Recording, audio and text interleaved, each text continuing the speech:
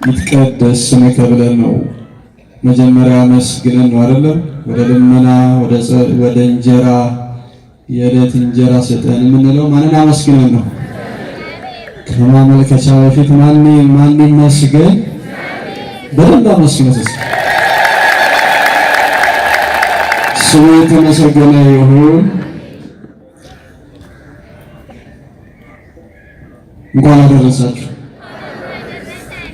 ዛሬ ፋሲካ ማለት ሐሙስ በራሷ ቅበላም ፋሲካም ናት።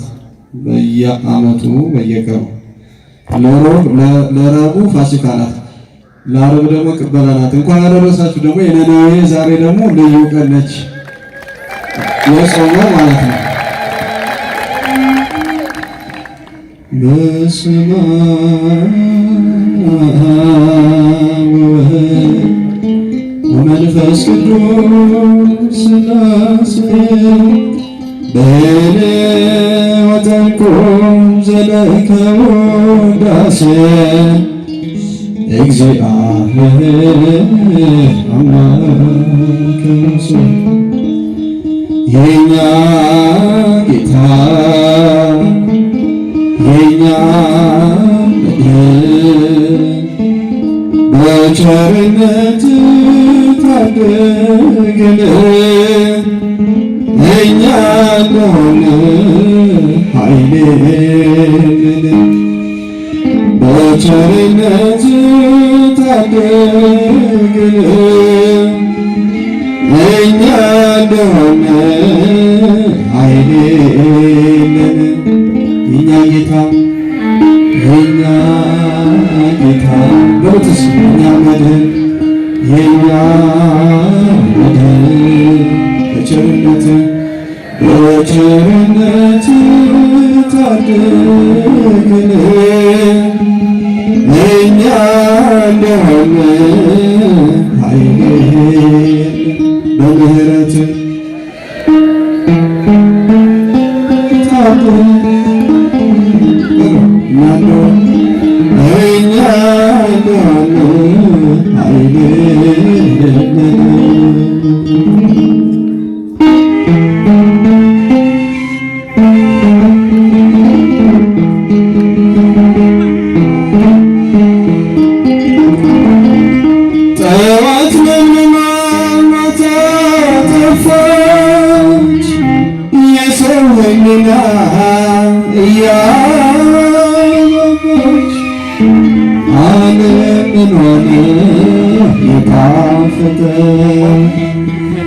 እያሳሳቀ የወሰደ የኛ ጌታ የኛ ጌታ የኛ መድህን የኛ መድህን በቸርነት ታደገን እኛ እንደሆነ ኃይል የለን በምህረት ታደገን እኛ እንደሆነ ኃይል የለን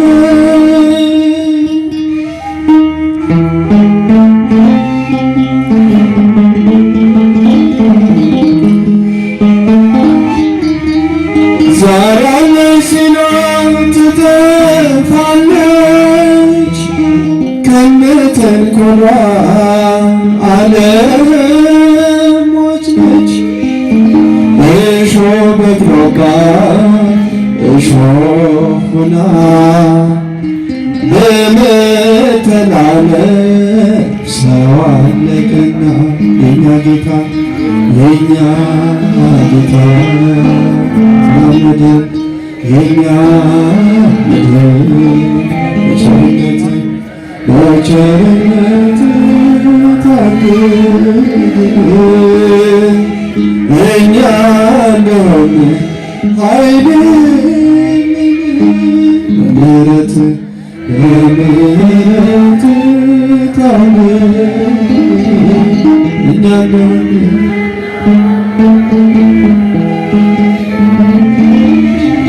እንደ ሰው ጥበበኛ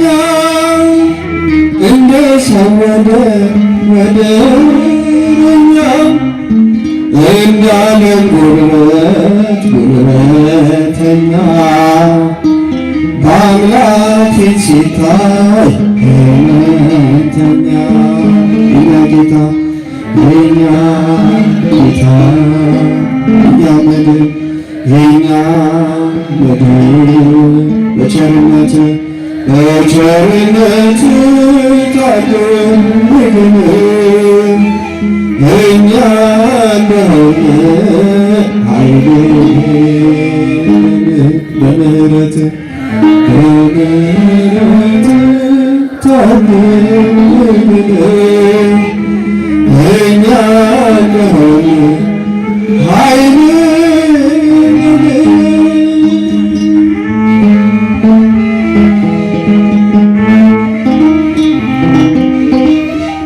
ለማን እነግራለሁ የልቤን ሐዘን እመቤቴ ማርያም ካንቺ በቀር ፈጥነሽ ስሚኝ የልቤን ሐዘን ድንግል ማርያም እመቤቴ ዋሴ ነሽ ለሕይወቴ ደጋግሜ ስጠራሽ አይዞህ በይ እኔም ልጅሽ ድንግል ማርያም እመቤቴ ዋሴ ነሽ ለሕይወቴ ደጋግሜ ስጠራሽ አይዞህ በይ እኔም ልጅሽ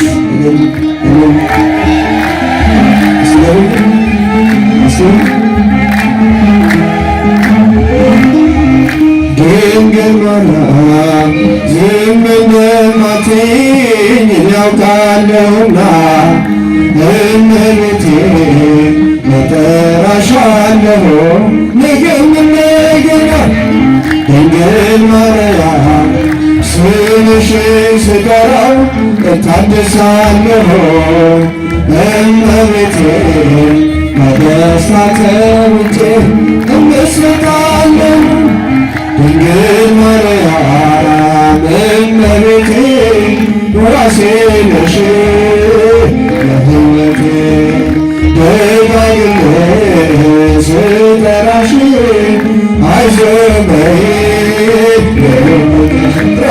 ድንግል ማርያም እመቤቴ ዋሴ ነሽ ለሕይወቴ ደጋግሜ ስጠራሽ አይዞህ በይ የልጅሽ አሜን አይዟቸው ትበሉ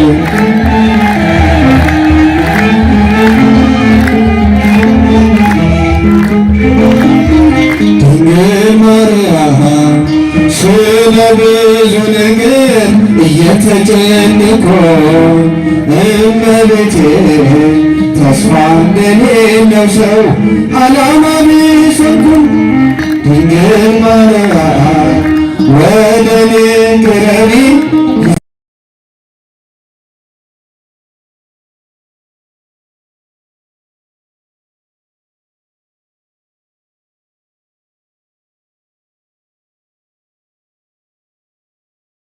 እመቤቴ መልካሟ ርግቤ እናቴ ነሽና ድንግል ማርያም እመቤቴ ዋሴ ነሽ ለሕይወቴ ደጋግሜ ስጠራሽ አይዞህ በይ የልጅሽ ድንግል ማርያም የሰራዊት ጌታ ዘሬን አስገረመ እመቤቴ እንደ ሰዶም ሰዎች ከመሆን እንዳንኩ ድንግል ማርያም ከመስቀል አመለጥ ስለሆንሽ መርከቤ እመቤቴ አሁንም ነይልኝ ድረሽ ለሕይወቴ ድንግል ማርያም እመቤቴ ዋሴ ነሽ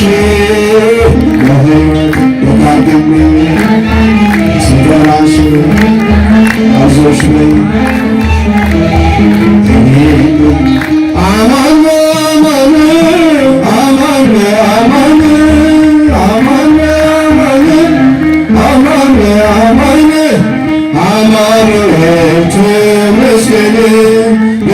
ፍቅር ምንትን አማኑኤል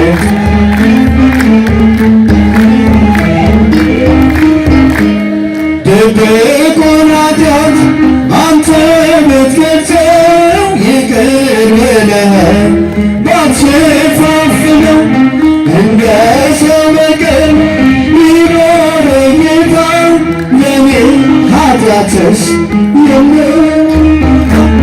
አማኑኤል ተመስገን በዚህ ፍቅር አማኑኤል ተመስገን መድኃኒዓለም ተመስገን መድኃኒዓለም ተመስገን ለምትፍን በየደቂቃው ኃጢአት ስሰራ ስሰር ስበድል አንተ ሳልፈራ አንተ ግን ፊትህ ምንም ቢቀየር በቁጣ በትር አልገረፍከኝ አማኑኤል ተመስገን ለዚህ ፍቅር ለምትፈልግ እስኪ አማኑኤል ተመስገን ለዚህ ፍቅር የድንግል ልጅ ተመስገን የድንግል ልጅ ተመስገን የኃጢአት ጉዞ ጣፋጭ ይመስገን ውጤቱ መሮ ፍጹም አይደለም እንደ በደሌ ስላልከፈልከኝ ተመስገን እንጂ ሌላ ምን አለኝ አማኑኤል ተመስገን ለዚህ ፍቅር መክፈል አማኑኤል ተመስገን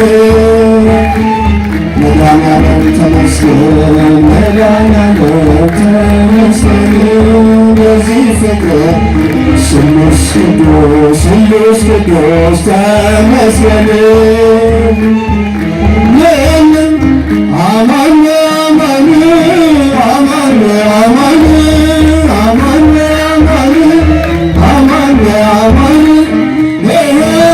መንግሥተ ሥላሴ ዘላለም መንግሥተ ዘላለም መንግሥተ ሥላሴ ዘላለም መንግሥተ ሥላሴ ዘላለም እውነት በእውነት እውነት በእውነት እውነት በእውነት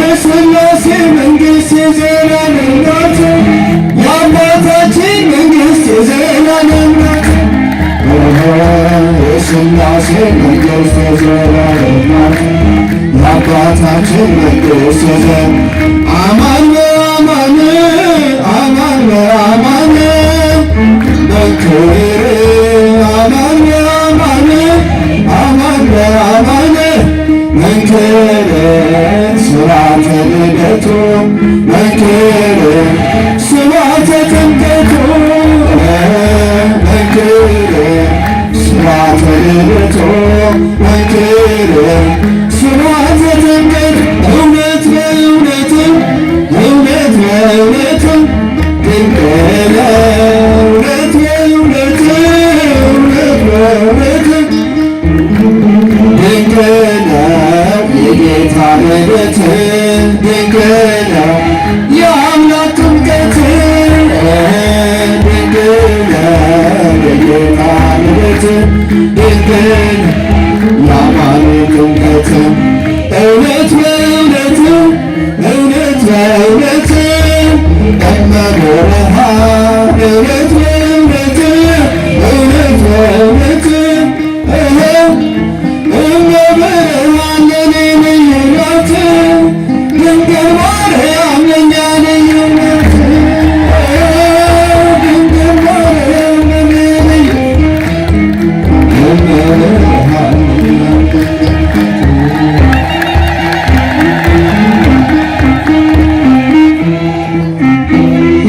ዝማሬው የአምላካችን የእግዚአብሔር ስሙ የተመሰገነ ይሁን። አመስግኑት።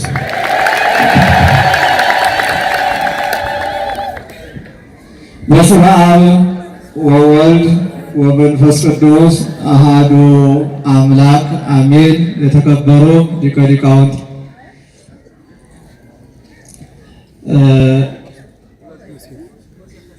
ዮሴፍ ደሳለኝ በኢትዮጵያ ኦርቶዶክስ ተዋሕዶ ቤተክርስቲያን የሊቃውንት ጉባኤ መምህር፣ ሊቀ ሊቃውንት ኪዳነ ማርያም የዚህ ታላቅ ካቴድራል የመጻሕፍት የትርጓሜ መምህር፣ መጋቢ ሐዲስ መምህር አብርሃም የዚህ ታላቅ ካቴድራል የስብከተ ወንጌል ኃላፊ፣ እኔን የምትመስሉ መምህራነ ወንጌል፣ አዕይንተ እግዚአብሔር ካህናት፣ ላይካነ ምስጢር ዲያቆናት፣ እግዚአብሔር የሚወዳችሁ እግዚአብሔርን የምትወዱ እግዚአብሔርን የምታከብሩ እግዚአብሔር የሚያከብራችሁ የእግዚአብሔር ቤተሰቦች የንጽሕተ ንጹሐን የድንግል ማርያም ያደራ ልጆች እንዲሁ በወደደንና ባከበረን በአምላካችን በእግዚአብሔር ፍጹም ሰላም ዝቅ ብዬ ሰላም እላችኋለሁ። እንደምን ዋላችሁ? እንደምን ቆያችሁ? እንደምን አመሻችሁ? አሜን።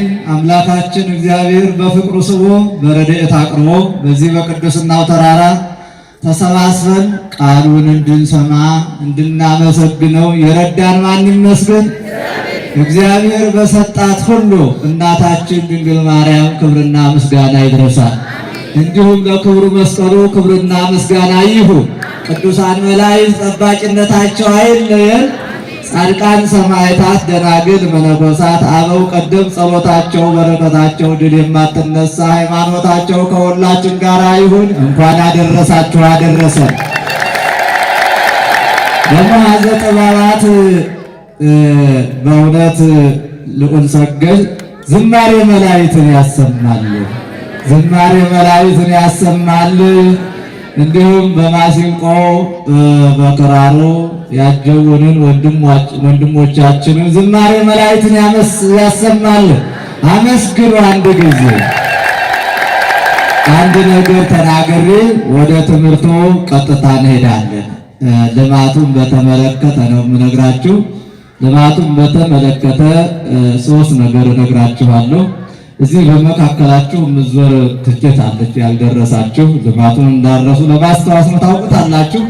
ይሄ የተጀመረው እስከሚያልቅ ድረስ ከመናገር ወደ ሃናንልምና ማስታወስ ነውና የ100 ብር ትኬት ምዞር አለች በመካከላችሁ። የ100 ብር፣ የ200 ብር፣ የ500 ብር እንዲሁም የ1000 ብር ከዚያም አልፎ የ2000 ብር በመካከላችሁ ምዞር አለች። ያችን አትርሱ፣ አትዘንጉ። እየገዛችሁ ለበረከት ያዙና ሂዱ። በተረፈ ደግሞ ቲሸርትም አለና ቲሸርትም ስላለ እንዲያውም እሱ ለብርድም ይሆናል። በረከትም ነው ለብርድም ለኛም ይጠቅማል። እርሱንም 500 ብር ነው እየገዛችሁ መሄድ ያስፈልጋል። በመጨረሻ የምነግራችሁ ይህች ትኬት 10,000 ብር ናት። የካቲት 1 ለህንፃው ማሰሪያ ለሁለገብ ህንፃ ጎልፍ ክለብ ትንሽ የቁርስ የምሳ ሰዓት ተዘጋጅቷል። እዚያ መካከል ላይ ይችን ይዛችሁ ወስዳችሁ በ10,000 ብር እዚያ ላይ ጎልፍ ክለብ እያለሁ ተከታተሉኝ። ጎልፍ ክለብ አሁን ሰምታችሁኛል። እዚያ ይችን 10,000 ብር ወስዳችሁ በመሰረቱ ምዕመናን ቅዱስ አማኑኤል በልማት ስራ ደጋግሜ ይነገራለሁ ካሉ አድባራት የኋለኞቹ ቀድመውታል። ትናንትና የተሰሩት የሉም። ደብረ ገሊላ ግን ወደ ኋላ ቀርቷል። ወደ ኋላ ስለቀረ ይህን ደግሞ ማስቀደም ያስፈልጋል። ሰው ጠፍቶ አይደለም፣ በእውነት ነው የምነግራችሁ። ደብረ ገሊላ ሰው ሞልቶታል። ሰው አላጣ። ንግዱ ያለው እዚሁ፣ ሁሉ ያለው እዚሁ። በወቅቱ ግን እንትን ስላልተባለ ፈቃዱ ሳይሆን ስለማይሆን ነቢየ እግዚአብሔር ዳዊት የእግዚአብሔርን ቤተ መቅደስ ሊሰራ ሞክሮ ነበረ፣ ግን አልሆነም። የሆነው በልጁ ነው። አሁንም ደግሞ ጊዜው ስለደረሰ በዚህ ተሳታፊ ሆናችሁ ሁላችሁም ልማቱን እንድናንቀሳቀስ ፋይናንሳችንም አናጺዎቹም ቀያሾቹም እኛው ነው። ሌላ ማንም አይመጣም። ማንም የሚኖር የለም። ከእናት ማህፀን ካለ ሕፃን በስተቀር ወደ መቃብር ከወረደ ውጪ ቅዱስ አማኑኤል እዚህ ሰፈር ያላችሁ ሁላችሁም ተሰልፋችሁ ይችን ስራ መስራት፣ ፍሬ ማፍራት፣ ሕፃናት መመልመል፣ የእግዚአብሔር ልጆች ማድረግ የምንችለው ይህን ከሰራን ነው። አውሬ እየበላን ነው፣ ልጆቻችን እየቀማን ነው። ይህን እዚህ ጋር ያለ ትምህርት ቤት ሰርተን ፍሬ ማፍራት ያስፈልጋል። ፍሬ እንድናፈራ ደግሞ የሁላችንም ተሳትፎ ያስፈልጋል። የማያልፍ ታሪክ ሰርተን ማለፍ ያስፈልጋል። ይበቃኛል። ማሳሰቢያ ነው መሰጣችሁ። ከዚህ ውጪ ወደ ዕለቱ ትምህርት ነው የምወስዳችሁ። የዕለቱን ትምህርት የሚያስተምሩን የምንወዳቸው የምናከብራቸው የቀይቃውንት ታላቁ መምህር የሆኑት ዮሴፍ ደሳለኝ በኢትዮጵያ ኦርቶዶክስ ተዋሕዶ ቤተክርስቲያን የሊቃውንቱ ጉባኤ ዋና መምህር ናቸው። እሳቸው ያስተምሩናል። የራቀውን አቅርቦ የረቀቀውን አጉልቶ የተበተነውን ሰብስቦ በመምህራችን ላይ አድሮ ማን ያስተምረን? ኧረ ማን ይምከረን? ማን ይገስጸን? ሁላችሁም ረጋ ብላችሁ ወጥተንቀሳቀሱ። ቃሉን ስሙ። ወደ መምህራችን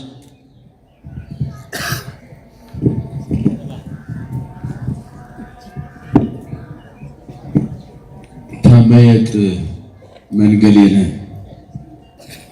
በስመ አብ ወወልድ ወመንፈስ ቅዱስ አሐዱ አምላክ። ክቡር ሊቀ ሊቃውንት መምህር ኪዳነ ማርያም የቤተ ካቴድራላችን የመጻሕፍት መምህር፣ ክቡር መጋቤ ሐዲስ መምህር አብርሃም የካቴድራላችን የስብከተ ወንጌል ኃላፊ፣ ክቡር ወንድማችን ዘማሪ መዓዘ ስብሐት ዱር ሰገድ፣ እንዲሁም ሊቃውንተ ቤተክርስቲያን መምህራን፣ ቀሳውስት፣ ዲያቆናት፣ መዘምራን በየማድረጋችሁ ለሰማይ ከዋክብትን ለምድር እጽዋትን ውበት ያደረገ እግዚአብሔር ለዚች ቅድስት ቤተክርስቲያን ውበት ያደረጋችሁ የእግዚአብሔር ቤተሰቦች፣ ለሰማይ ከዋክብትን ለምድር እጽዋትን ውበት ያደረገ እግዚአብሔር ለቤተክርስቲያን ውበት ያደረጋችሁ ሁላችሁም አባቶቻችን፣ እናቶቻችን፣ ወንድሞቻችን፣ እህቶቻችን፣ ሕፃናት በኃያሉ በእግዚአብሔር ስም እንደምን ከረማችሁ? እንደምን ሰነበታችሁ? እንደምን ዋላችሁ? እንኳን አደረሳችሁ።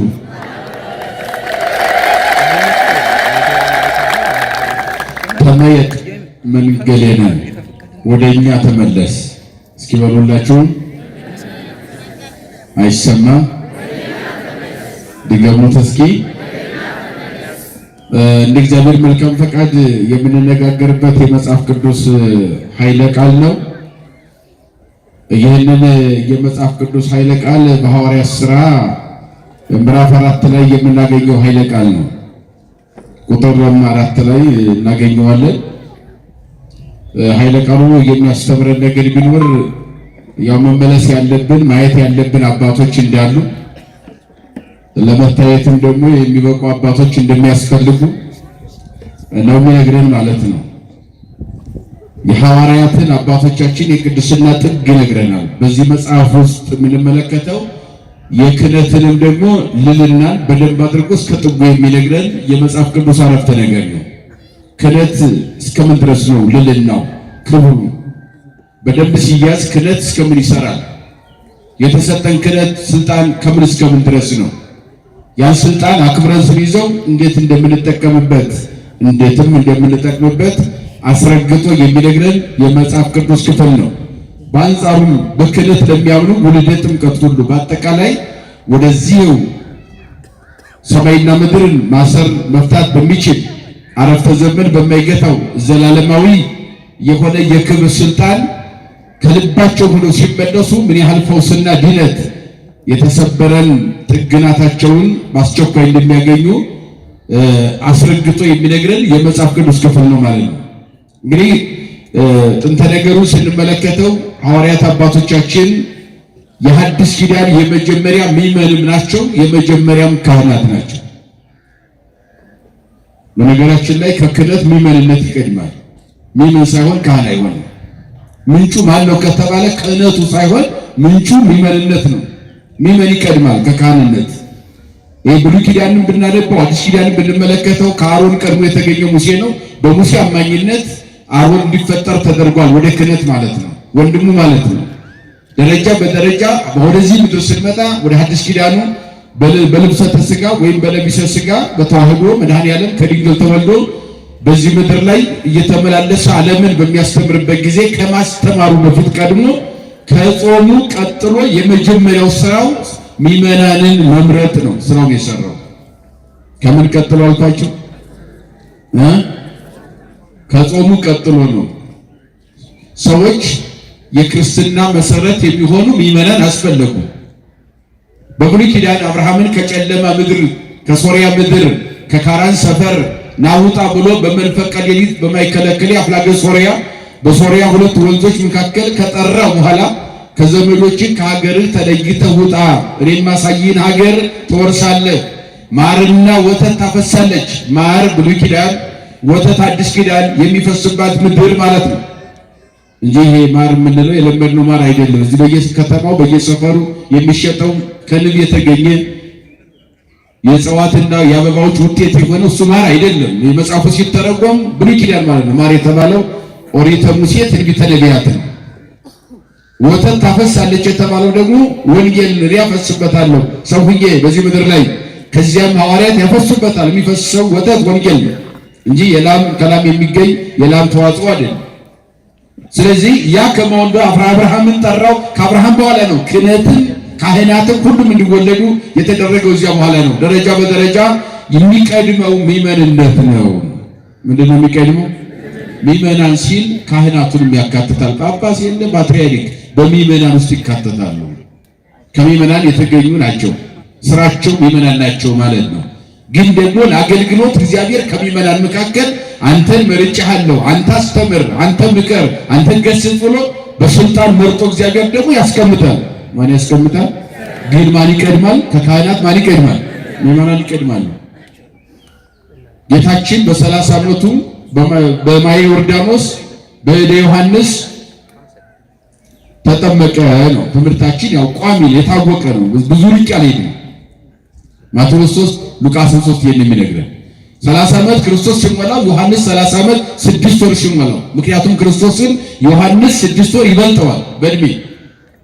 ክርስቶስ በስጋ በመወለዱ ዮሐንስ ይበልጠዋል። ሲበሰርም መጀመሪያ የተበሰረው የዮሐንስ ልደት ነው። ለነ ኤልሳቤጥ ለነ ዘካርያስ በስድስተኛው ወር ተላከ የሚለው ገብርኤልን ለዚህ ነው። በስድስተኛው ወር ነው ጌታችን የተጸነሰው። ዮሐንስ ይቀድመዋል፣ ጌታችን ኢየሱስ ክርስቶስን ይበልጠዋል ማለት ነው። ማን? ዮሐንስ።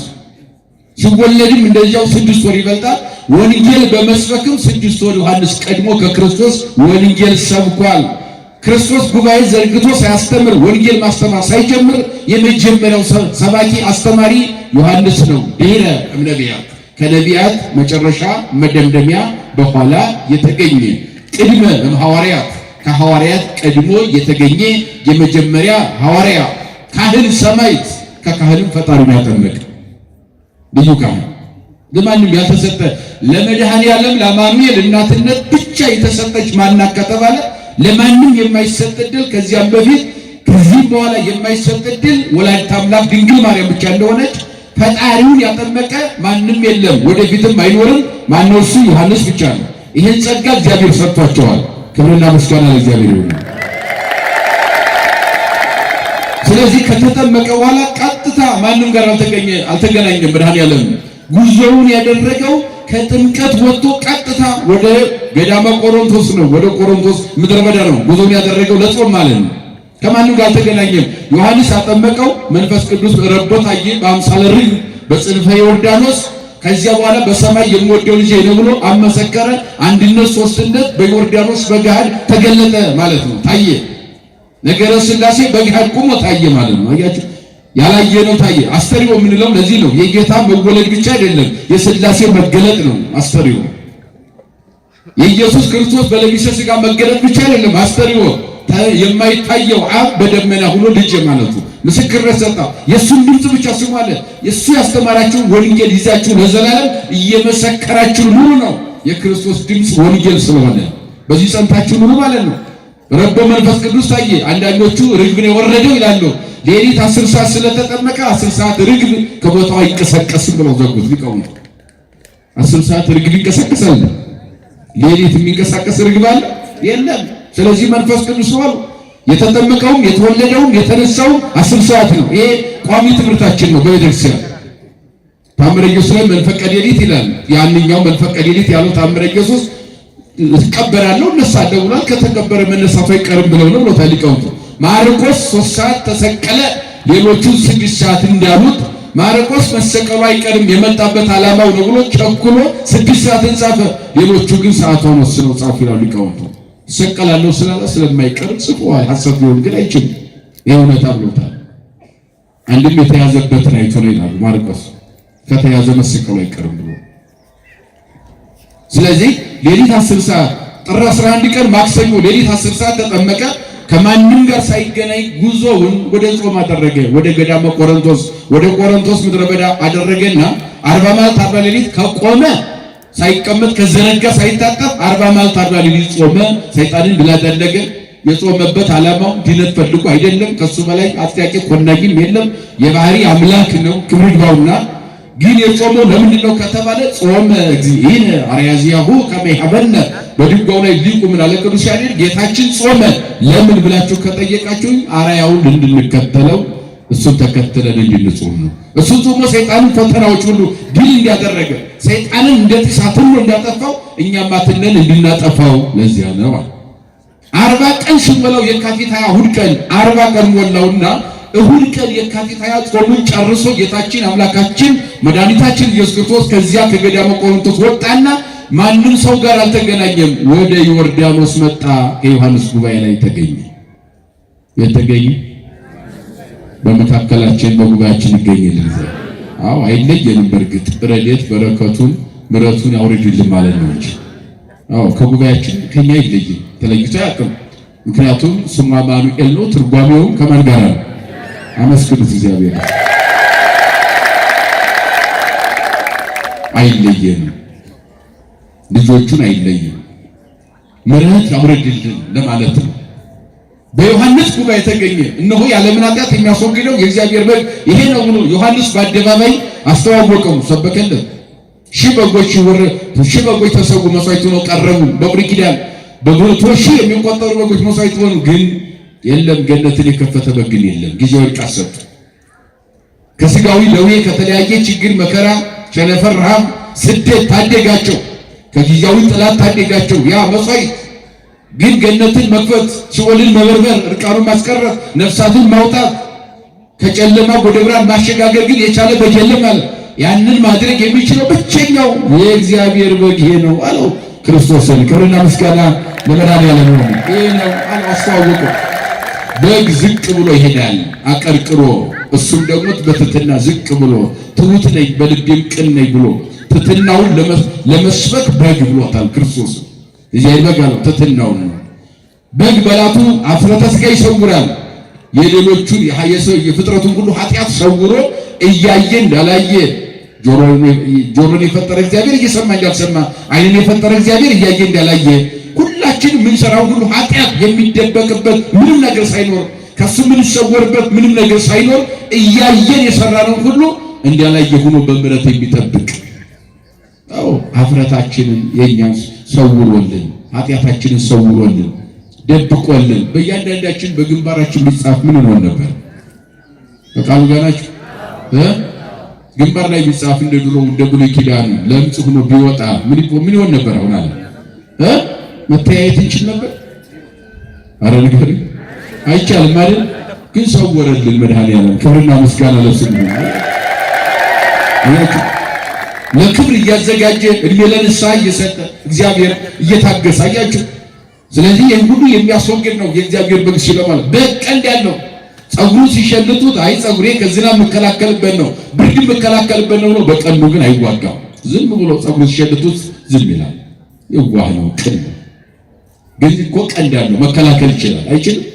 ይችላል። አንገቱን ይሰጣል ሲሰውት ዝም ብሎ ቀንድ እያለ። በሬም ጋር ላም ብለውታል፣ በዚያም ተርጉመውታል። ግን ከበጋ ሲተረጎም ቀንድ እያለው ጸጉሬን ለምን ትሸልቱኛላችሁ? አንገቴን ስለምን ትቆርጡኛላችሁ? ለምን መስዋዕት ታደርጉኛላችሁ? ብሎ በቀንዱ እንደማይከላከል ስልጣን እያለው ሰማይና ምድርን ጠቅልሎ የማሳለፍ ስልጣን እያለው አይሁድን አይደለም ቀርቶ አጠቃላይ ፍጥረትን በአንድ በሰከንድ መዋጥና ማሳለፍ እየቻለ እግዚአብሔር አንገቱን እንደ በግ እየጎተቱ ወስደው ቀራንዮ ላይ ሲሰቁት ያ ንጹህ በግ ዝም አለ። አያችሁ፣ ንጹህ በግ የዋህ ቅን ስለሆነ ደግ ስለሆነ በቀንዱ መከላከል እየቻለ ማጥፋት እየቻለ ሁሉን አጥፍቶ መኖር ይችላል አይችልም? ይችላል። ግን ዝም ብሎ አንገቱን ሰጠ። እጁን ለችንካር ሰጠ፣ እግሮቹን ለችንካር ሰጠ። አያችሁ፣ ችንካር ተወጋበት እጁ ላይ፣ ደሙ ተንጠፈጠፈ፣ ወረደ መስቀል ላይ። ሊቁ ይሄ መቃቢስ ዘገዳመ ሆር የሚባል ሊቅ አለ። በዚህ ቤተክርስቲያናችን ሊቅ ብዙ አይታወቅም። መጽሐፍ አለ የራሱ አልታተመም፣ ብዙ አይታወቅም። እና ያ ሊቁ ይሄን ቀራንዮ እንዴት አድርጎ እንደሚገልጸው በቀራንዮ ላይ አማናዊ በክርስቶስ ሲሰቀል ደግሞ ከመስቀሉ ላይ ሲወርድ ያለ ምድርን ሰንጥቆት ገባና የአዳም ነፍስና ስጋ ቀደሰው ይላል። ያ በግ ክብር ለስሙ ይሁንና መድኃኔዓለም ነው። እንደውም ቀራንዮን በተነተነበት በተረጎመበት አንቀጹ ነው። ቀራንዮ ሲተረጎማት ምን ይላል? ይህቲኬ ቀራንዮ መካነ ተፈጥሮቱ ወመካነ መቃብሪሁ ለአዳም። ይቺ ቀራንዮ ማናት ብሎ ለሚጠይቀኝ አዳም የተፈጠረባት አዳም ሲሞት የተቀበረባት ፍጥረት ቦታውም የመቃብር ቦታውም ቀራንዮ ናት ይላል። አንዳንዱ ምድረ ኤልዳ ይላል። ይህቲኬ ቀራንዮ በወለ ይሉ። አንዳንዱ ሞሪያ ተራራ ይላል። አዎ ሞሪያ ተራራ ይህቲኬ ቀራንዮ። ሌላውም ጎልጎታ ይላል፣ ራስ ቅል ይላል። ይሄ ሁሉ ሲተረጎም ይህቲኬ ቀራንዮ አዳም የተፈጠረው ቀራንዮ ነው። 930 ዓመት ኑሮ ሲሞትም የተቀበለው ቀራንዮ ነው። የጌታችን መስቀል ወመካነ መስቀሉ ለክርስቶስ የክርስቶስ መስቀልም የተተከለው አዳም መቃብር ላይ ነው። መቃብር ላይ ናችሁ። ማን መቃብር ላይ? የማን መስቀል ተተከለ? አዎ ስለ ስቅለቱን ስታዩ መስቀሉ ስር ምን አለታችሁ? የራስ ቅል አጽም አለ አይደል? ያዳም ነው። ለምን? የክርስቶስ መስቀል የተተከለው አዳም መቃብር ላይ ነው። ቀራንዮ ሲባል አዳም የተፈጠረበት አዳም የተቀበረበት ቦታ ነው። አመተ ሰቅለ እግዚእነ ላይ ለቀራንዮ ወረደ ደሙም ላይ ለመስቀል አለሊቆ። በተሰቀለ ጊዜ ጌታችን አማናዊ በክርስቶስ ሲሰቀል ቀራንዮ ላይ መስቀል ላይ በሚቸነከርበት ጊዜ ደሙ ከመስቀል ላይ ወረደ። ወደ የት ወረደ? ወቦአ ውስተ ምድር ሰጢቆ መቃብር ይሁን አዳም ለቀድሶ ነፍሶ ስጋው።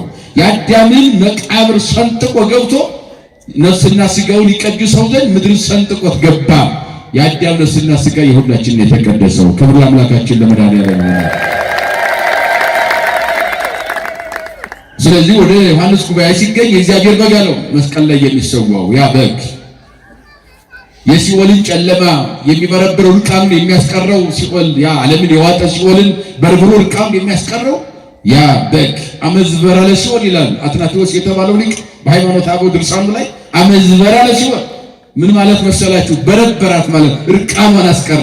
5500 ዘመን የዋጠችው ነፍስ ተፋች ሲኦል።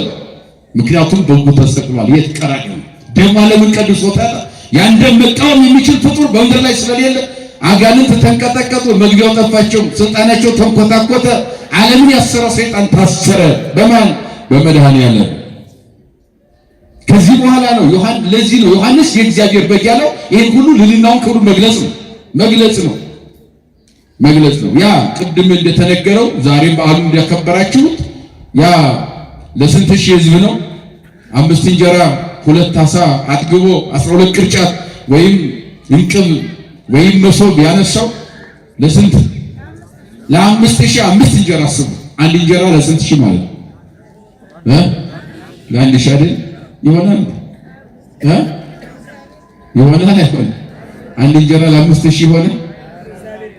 እሺ ለ5 ሰው ይሆናል? ለ2 ሰው ይሆናል? ያንሳል አይደል? ምናልባት ለአንድ አይደል? ያም በደንብ ከተጋገረ ነው። ለሱ ግን ምን ይሳነዋል? አያችሁ፣ ያ ስጋዊ ምግብ ነው አላችሁ እኮ። አበዊክሙ ሰመና በሉ በገዳም ሞቱ 40 ዘመን ከሰማይ መና እየወረደ ብዙ እንጀራ መና ይበሉ አሉ እስራኤል ዘወገኖቻችሁ ታውቃችኋላችሁ አለ። ከሰማይ እየወረደ ነው ያም ማለት ወሞቱ ግን ሞቱ። ያ እስከ ኢየሩሳሌም ከነዓን መካከለኛው ምስራቅ የበሬ ግንባር የምታክል እስራኤል ሀገር እስከሚገቡ ድረስ የወይኑ ዘለላ ጋን ይሞላል፣ የስንዴው ዘለላ ፍኝ ይሞላል ብለው ሰላዮች ነው በነገሯቸው መሰረት የኢያሪኮን ግንብ እስከማፍረስ የዮርዳኖስን ባንክ ሰንጥቆ እስከማሻገር ድረስ ሆኗል አለ። እዚያ በኋላ ግን ሁሉም ሞተዋል። ግን 5500 ዘመን የተዘጋውን ገነት ግን የከፈተ መንዳ የለም ማለት 40 ዘመን ወርዶ ያን አንድ በር ግን መክፈት አልቻለም ማለት ነው። ዓለምን ያሰራ ሰይጣንን ግን ማሰር አልቻለም ማለት አማናዊ መና እኔ ላይ ከሰማይ የወረደ ወዘበልኦስ ስለዝንቱ ወብስ ይመጉት ዓለም እኔን ግን ማለትም ይሄን እንጀራ የበላ ግን ለዘላለም አይሞትም ወይም የሐዩ ለዓለም ለዘላለም ያው ይሆናል አለ። ያ እንጀራ ማን ነው? ዘላለም ያው የሆነበት በመስቀል መሶብነት በቀራንዮ ማይድነት የተሰጠው አማናዊ ምግባችን አማኑኤል ነው። ክብር ለስሙ ይሁን። እሱ ነው ዮሐንስ በግ ብሎ የሰበከው እሱ ነው ማለት ነው። እሱ ነው። ስለዚህ ያስተዋወቀ በኋላ የዮሐንስ ተማሪዎች እሱን ተመለከቱት፣ ክርስቶስን አዩት። ከጾሙ በኋላ ማንም ጋር ሳይገናኝ ያን ጊዜ ሁለት ተማሪዎች ከዮሐንስ ተከትለው ክርስቶስን ሄዱ። የዮሐንስ ተማሪዎች ወደ ክርስቶስ አንድ መምህር ሲማሩ የነበሩ ሌላ መምህር ሲያዩ ተማሪዎች እንደሚሄዱ ማለት ነው። እንደዚህ ነው። በየጉባኤ ቤቱ ቅኔ ስንማርበት ከነበረው መምህር ሌላ ደግሞ አዲስ ቅኔ መጣ ሲባል እዚያ ሞልቶ ደግሞ እዚያኛው ይከዳል። መጽሐፍ ሌላ ዜማ የሚማር መጽሐፍ የሚማር እንደዚያ ነው። መቅሰም ነው። መቅሰም አንድ ቦታ ቁጭ ይባላል። የተለያየ ዘይቤ፣ የተለያየ ላሂ፣ የእውቀት ደረጃ፣ ያገላለጥ ብቃት፣ የተለያየ ነገር ትምህርት ስላለው ትምህርት አንድ አይነት ብቻ መያዝ መሸምደል ብቻ አይደለም፣ እይታ ነው። በየጊዜው መዋጅት ነው። መልክዓ ምድር፣ የአየር ጠባይ፣ የኑሮ ዘይቤ፣ የእውቀት ደረጃ፣ ምጥቀተ ህሊና ይባላል፣ ሰፋ አይምሮ ይባላል። ያን ሁሉ ለማወቅ የግድ መቃኘት አለበት። ስለዚህ እነኚህ ክርስቶስ አማናዊ በግ ተብሏልና ለካ እሱ ነው ጫማውን ልፈታ የማይገባኝ የእግሩን ጫማ ልሸከም የማይገባኝ ከጫማው ስር እንኳን ዝቅ ብዬ ለመታየት እንኳን ማልመጥን ከኔ በኋላ የሚመጣ ከኔ በረታል ብሎ ቀድሞ ሰብኮን ነበረ። አሁን ደግሞ ከጾም በ40 ቀኑ ደግሞ ከጾም በኋላ ሲመጣ እነሆ ያለምን ኃጢአት የሚያስወግድ በግ ብሎ ሰበከን። ስለዚህ እሱን እንከተል ብለው ሄዱ። የተሻለ መምህር መጥቷል ብለው ከዚያ ሲሄዱ ሁለቱ አብረን እንደር ካንተ ጋር አልኩ ነው ደሩ አላቸው። ሄዱ። እስከ ቀኑ 10 ሰዓት አብረው ቆዩ ይላል ዮሐንስ ወንጌል ምዕራፍ 1 ቁጥር 35 ላይ ስታነቡ እስከ 10 ሰዓት ድረስ ቀን አብረው ጧሉና አንዱ ተመልሶ ወደ ዮሐንስ ጉባኤ መጣ። ሁለት ተማሪ ብቻ ነበር ክርስቶስ የተከተለው። አንዱ ተመልሶ መጣ። ስንት ቀረ ማለት ነው? አንድ ቀረ። እንድሪያስ የሚባለው ነው። እንድሪያስ በነገራችን ላይ 12ቱም ሐዋርያት 72ቱም ተማሪዎች 36ቱም ቅዱሳት አንስት የዮሐንስ ተማሪዎች ናቸው። ከዮሐንስ ተማሪ ውጭ የሆነ የክርስቶስ ተማሪ የለም። ምክንያቱም ቀድሞ 6 ወር ማን አስተምሯል? አልነገር አው በአዲስ ኪዳን መጽሐፍ በነገራችን ላይ ምርምር ያስፈልጋል። የሸመደኑ ብቻ በቂ አይደለም።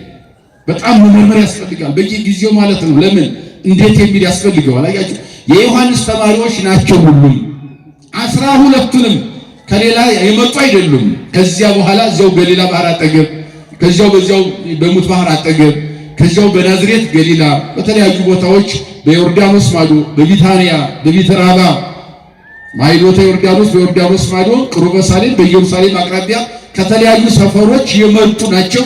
ከዮሐንስ ጉባኤ ግን ስለ ክርስቶስ ግን ቀድመው የሰሙ ናቸው።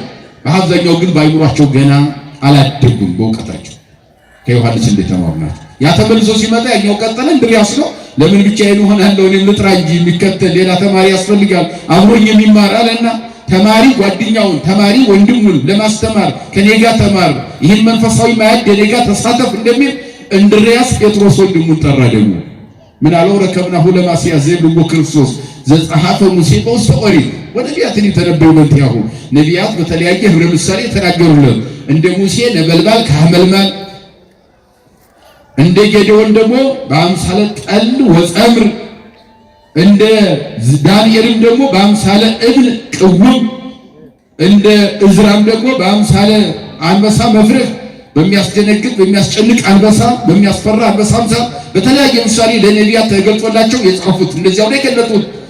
ኦሪታውያኑም በሕግ የጻፉለት እነ ሙሴ እሱን ማስያስ የተባለ ማስያስ ዕብራይስጥ ቋንቋ ነው፣ ሂብሩ ነው።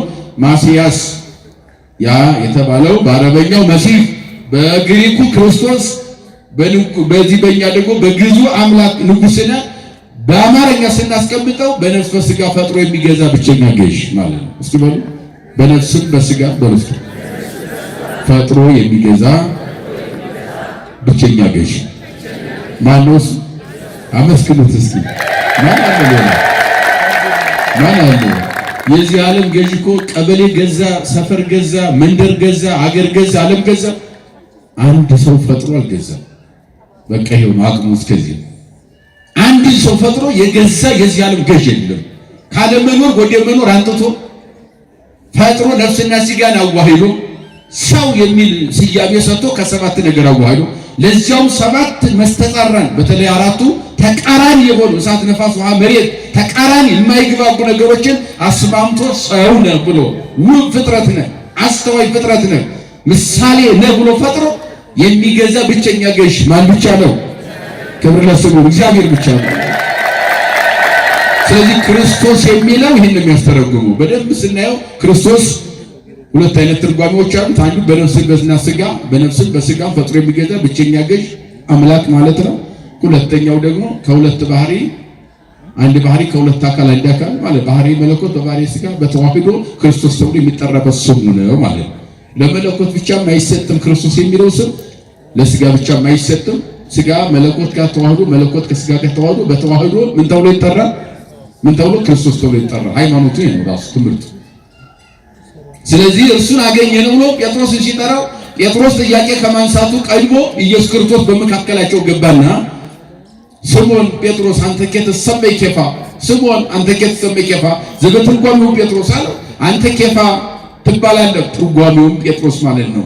ስምዖንም ጴጥሮስም ኬፋም ሁሉም ሲተረጎም አለት መሰረት ማለት ነው ትርጉም። እኛ ግሪክ ምን ተርጉመው ዕብራይስጥ ምን ተርጉመው እሱ ጉዳያችን አይደለም። ዋናው መሰረታዊ ነገሩ አለት መሰረት ማለት ነው። መሰረት ማለት ነው ምን ማለት ነው? መሰረት።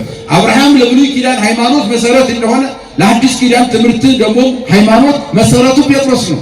በቂሳሪያ ሀገር የሕያው የእግዚአብሔር ልጅ ክርስቶስ ነህ ብሎ ሲመሰክር እውነት ነው አንተን ስጋና ደም አልገለጠልን ብፁዕ ነህ ብሎ የመሰከረለት የአዲስ ኪዳን የእምነታችን መሰረት ሰባኪ ጴጥሮስ ስለሆነ ለዚህ ነው መሰረት የተባለው ብሎታል። መሰረት ብሎታል፣ ሰይሞታል። ይህን ከመመስከሩ ቀድሞ ራሱ ሰይሞታል ማለት ነው። ከዚያ ጴጥሮስ ብቻ አይደለም ቀጠለ፣ ፊልጶስንም ጠራው። ፊልጶስ ቀጠለና ናትናኤል እያለ ጠራቸው። በማርቆስ ምዕራፍ 1 ደግሞ ስንል ከዮሐንስ ለየት በሚል ሁኔታ ጴጥሮስና እንድርያስ ከተጠሩ በኋላ ወንድማማቾች ናቸው። ያዕቆብና ዮሐንስ ወንድማማቾች ተጠሩ። ከዚያ ፊልጶስ ናትናኤል እያለ ቀጠልና እሁድና ሰኞ ሁለቱን ቀን ጥንቅቅ አድርጎ 12 ሐዋርያትን መረጠ። ጾሙን የጨረሰው እሁድ ነው። እሁድና ሰኞ ሐዋርያትን መረጠ። ከዮሐንስ ጉባኤ በኋላ መረጠ 12 ሐዋርያትን። ማክሰኞ ሰርግ ተጠርቶ ቃና ዘገሊላ ተገኘ። ለዚህ ነው ዮሐንስ ወንጌል በሶስተኛው ቀን በቃና ዘገሊላ ምን ተደረገ? የላችሁም እንዴ? እስኪ በሉ በሶስተኛው ቀን በሉ እስኪ በገሊላ ሀገር ቃና በተባለ ሰፈር ምን ተደረገ? አዎ በስንተኛው ቀን? ከምን ጀምሮ ነው?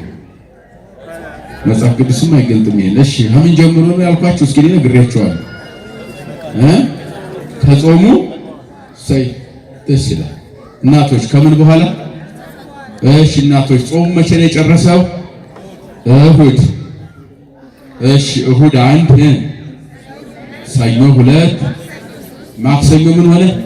ሰርግ ተደረገ። በየት? በቃና ዘገሊላ ሐዋርያትን ጠርቶ። ለዚህ ነው ወንጌሉ ሲናገር የኢየሱስ እናት ማርያምን በዚያ ነበረች ሲል ሰርግ ጋር ተጠርታ አብራ ነበረች። ልጅ ተጠርቶ እናት አትቀርምና አርገኛ ልጠሩት ማን አይቀርም? ማን ተጠርቶ? አሁን እኮ የመናፍቃኑ ችግራቸው ይሄ ነው። ሰርግ ቤት ያልተለየች ለዘላለም ከሱ ያልተለየች ልትለይ የማትችል እናትን ለይተው ያጨበጭባሉ አይደል እንዴ? ሰርጉን ቤት እኮ አልተለየችም። እነኛ አያችሁ ለዱኪማስ እውነቱን ለመናገር በደንብ ወንጌል ያልገባቸው ሰዎች ናቸው። ለዱኪማስ ገና እኮ ነው፣ ገና እኮ ወንጌል አልተሰበከም። ዮሐንስ አስተማረ፣ ሰበከ፣ አዋጅ እያወጀ ነው፣ ፕሮግራም እየመራ ነው፣ የማስተዋወቅ ስራ እየሰራ ነው ገና ለዓለም ክርስቶስን እንጂ ወንጌል በጋር ገና ክርስቶስ አልሰበከም። ግን ሰርግ ሲጠሩ እናቱን አለዩአት። አቃሉ ጋናችሁ ማንን አለዩአት?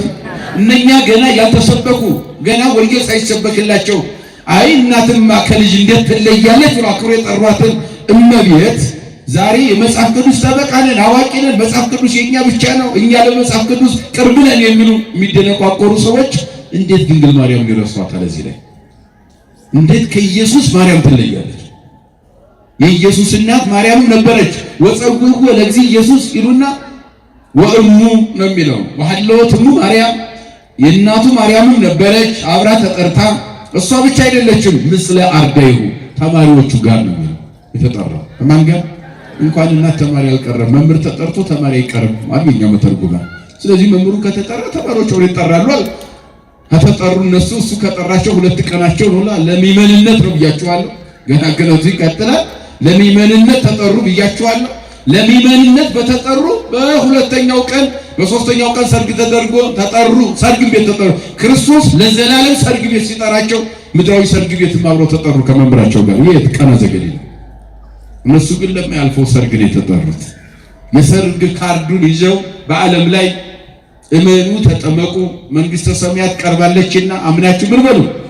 ይሄ እኮ ጥሪ ነው። የሰርግ ወንጌል እኮ የሰርግ ጥሪ ወረቀት ነው። በነገራችን ላይ ሐዋርያት ጠሪ ናቸው። ሐዋርያት ጠሪ ናቸው። ይሄን ቃና ዘገሊላውን ወንጌል የብሉይ ኪዳን ሊቃውንት ርቀው ሄደው ይተነትኑታል በጣም በሚደንቅ ሁኔታ። እንደው በደንብ አድርገው ስለ ቃና ዘገሊላው እንዴት አድርገው እንደሚተረጉሙት የኛ ቤተክርስቲያን ዝም ብላ በጥሬ ቃል ብቻ መጽሐፍን አተረጉም። ለምን? ክፍተት እንዳለበት ታምናለች፣ መሞላት ስላለበት። ርቀው ሄዱና ያ የመጀመሪያው ወይን ጠጅ የተባለው በገነት የነበረው የአዳምና የሔዋን ኑሮ ነው፣ የደስታ ኑሮ አሉ። ያ ወይን ጠጅ ያ ነው። ከዚያ በኋላ ያለቀው ወይን ጠጅ ምንድነው ከተባለ እዛው ገነት ተባረው ወደዚህ ምድር መጥተው ተስፋ ቆርጠው መኖራቸው ነው። በአዘን ወይን ጠጅ ሲያልቅባቸው ዶኪማስ ቤተሰቦችና አዝማጆች መከራ ውስጥ ጭንቀት ውስጥ እንደገቡ ከገነት ሲባረሩ የሰው ልጆች ጭንቀት ውስጥ ገቡ። ለምን? በገነት ያለው ወይን ጠጅ ጥሩ ኑሮ አልቋልና በር ተዘግቷልና ማለት ነው። 6 ጋን የተባለው 6000 ክፍለ ዘመን ነው ብለውታል። እየሰማችሁ ነው? 6 ጋን ወሐለዋ 6ቱ መሳብክት ዘእብን 6 የድንጋይ ጋኖች ነበሩ። ወያገምራ በበክሌቱ መስፈርት ዘቀዙ 2ም 3ም ማዲጋ ወይም እንስራ የሚችሉ ጋኖች 6 ጋኖች ነበሩ። እንደያቅማቸው 2ም 3ም የሚችሉ አሉ። በእንስራ ነበሩ። 6 ጋን የተባለው 6000 ክፍለ ዘመን ነው። ከማን እስከ ማን? ከአዳም ጀምሮ የነበረው የ5500 ዘመን 6000 ክፍለ ዘመን ነው። ያ 6 ጋን ነው። ባዶውን ነበረ ማለት ያ ዘመን ወደ ገነት አያስገባም ነበረ። ምንም ጽድቅ ስራ መስዋዕትን ማቅረብ ሲወል ይወርዳሉ። ምክንያቱም የገነት በር በሔዋን ምክንያት ተዘግቷል። በሁለተኛው ሔዋን እስከሚከፈት ድረስ ተዘግቷል። በቃ ተስፋ የሌለው ነው። አያችሁ። ከዚያ በኋላ አብርሃም የሚባለው አባት ተነሳና ምን አለ? እነሆ ወይን ጠጅ ያልቆባቸዋል ብላ ድንግል ማርያም በዶኪማስ ቤት እንደተናገረችው ዓለም ልጆች ሁሉ ግራ ተጋብተዋል፣ ጌታ ሆይ ምን ይሻላል ብሎ ጠየቀ። ይህን ከጠየቀ በኋላ ለነሱ ደግሞ ለልጆቹ ምን አለ? ለጠጅ አሳላፊዎቹ ነቢያት ናቸው። ከአብርሃም የሚወለዱት የሚያዛችሁን አድርጉ፣ የሚላችሁን አድርጉ አላቸው። ያ ማለት ትንቢት ሲያናገራቸው ትንቢት ተናገሩ ማለት ነው። ከዚያ እሱ ትንቢት እንዲናገሩ ጸጋን አትረፍርፎ ለነቢያት ሰጣቸው። በእመቤታችን ምንድን ነው ያለችው? የሚያዛችሁን ወይም የሚሏችሁን ምን በሉ አድርጉ ስትላቸው ውሃ ቀዱ አይደለ? ውሃ ቀዱ አላቸው። ውሃ ቀዱ ነው አይደለ? አብርሃምም ደግሞ እንደዚያው የሚላችሁን አድርጉ ሲል ትንቢት ያናግራቸዋል፣ ሱባኤ ያስቆጥራቸዋል። ተስፋ መስቀል እንድትሰብኩ ጸጋን አትረፍርፎ ጌታ እግዚአብሔር ይሰጣቸዋል። ተናገሩ ያላችሁን ትንቢት ሳትደብቁ ለዓለም አውጁ አለ። ውሃ ቅዱ ማለት ውሃ የተቀዳው ነቢያት በ6 ጋን የተሞላው በ6000 ክፍለ ዘመን የተነገረው ትንቢተ ነቢያት ነው። ዋው! ውሃ ቀጅ ነቢያት ናቸው። የሚቀዳው ውሃ ትንቢት ነው። ተስፋ መስቀል የሚሰበከው ስብከት ነው። 6 ጋን 6000 ክፍለ ዘመን ነው። ቀኑ ያለቀው ወይን በገነት የነበረው መልካም ኑሮ የተቋረጠው ነው። አዲስ ወይን ይፈለግ ነበርና ወቅዱ ተባለ። ውሃ ቀድተው ሞሉ፣ ትንቢት ሲናገሩ ኖሩ። በኋላ እንደገና ትንቢቱን ወደ አማናዊ ነገር ቀይሮ አማናዊ ወይን ክርስቶስ ተወለደና ዓለምን ያልጫውን ዓለም አጣፈጠው። ውሃ ባዶ ውሃ የነበረውን የጣፈጠ ሕይወት ወይን ሰጠን። ክብርና ምስጋና ለአምላካችን ነው። ከዶኪማስ ሰርግ በኋላ ባጭሩ ወንጌል ታምሩን እዚያው ገለጠው። ውሃውን ወደ ወይን ጠጅ ያደረገ የመጀመሪያ ታምር ይህ ነው ያለው ለዚህ ነው። በሕዝብና በአሕዛብ መካከል በገሃድ ተገልጦ ስለታየ ነው እንጂ ሰማይና ምድር በሱ የተፈጠረው 20 ዓለማትን ያለ አንድ ምሰሶ ያቆመ እግዚአብሔር አዲስ ታምር አይደለም። የቃና ዘገሊላው ውሃ ቁም ነገር አይደለም ወደ ወይን ጠጅ ማድረግ ለሱ። ምክንያቱም 20 ዓለማትን የፈጠረ እሱ ነው። ይሄንን የተንጣለለ ባህር ያለ አንድ ምሰሶ ያለ ጠጠር ድጋፍ ሰማይን ያቆመ እግዚአብሔር አዲስ ታምሩም አይደለም። ከዚያ በፊት ታምር አላደረገም ማለት አይደለም። ሕዝብም አሕዛብም በአደባባይ እያዩ ስራውን ጀመረ ማለት ነው። ምን ማለት ነው? ይህ የመጀመሪያ ታምር ነው ያለው ዮሐንስ። ስራውን ጀመረ ማለት ነው በገሃድ። ከዚያ በፊት ወንጌል መስበክ አልጀመረም፣ አሁን ጀመረ። ከዚያ በፊት ድውይ መፈወስ አልጀመረም፣ አሁን ጀመረ። አያችሁ፣ ድውይ መፈወስ ለምጽ ይጀምር ታምረ በውስጥ አሕዛብ ነው። እዚያ በኋላ ታምር እያደረገ በአሕዛብ በሄደበት ሁሉ ድውይ ይፈወሳል፣ ሽባ ይተረተራል፣ እውር ይበራል፣ ለምጽ ይነጻል። እዚያ በኋላ ያገኙ አጋጣሚ ሁሉም እየሄደ እየወደቀ ይፈወስ ይድን ነበር። ሁሉም የታመመበት ሁሉ እየተሸከመ ወስደውስ እየፈወሰ በቃሉ ይሄድ ነው ያደርግ ነበር። ሐዋርያትን በዚያው እያስተማረ 3 ዓመት እንግዲህ ቀጠለ ማለት ነው። 3 ዓመት ጥንቅቅ አድርጎ አስተማራቸው ያለምን ሁኔታ እንዲያውቁ እንዲረዱ።